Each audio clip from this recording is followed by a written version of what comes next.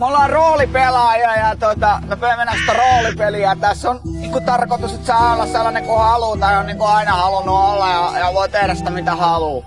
Me eletään näitä henkilöitä. Esimerkiksi tää mun henkilö, mestaaja, mestari Hornimaa, se on tullut niinku Stonehengen mestaaja legendasta, johon mä oon yhdistellyt sitten keskiaikaista kulttia ja mystiikkaa. Joo, tässä on joukkueita tässä. Mä oon 2 viikkoa mennyt, että tässä on sininen joukkue, joka on hyvä ja sitten punainen on paha. Mitä sä haluat tältä? Ja vaikka mä synkkien asioiden parissa niinku toimin tällä mestaajalla, tää on niinku musta, nyt tää väri on musta henkilö, mutta Kääpiöillä on oma kieli. Se on niinku vähän ruotsia tosta saamea. Siinä on mikä skoo, mikä kalain, tässä rai on kunkorok.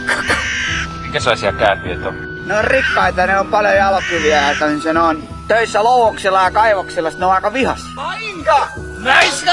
Onks toi rooli jäänyt millään tavalla päälle? No ei sillä voi sanoa, että se päälle olisi jäänyt. Jätkä löi oikeesti! No, sori, mutta... Kiitos, älä kiitos vetänyt sua niskaan, kun sitä tajakunta painalla, kato kun tää lähtee.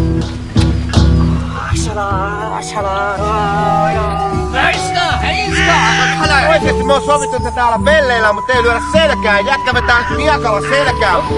Vedät tuohon itse, niin mä vedän sua kylkeä täällä miakalla. Ei siitä oo sovittu.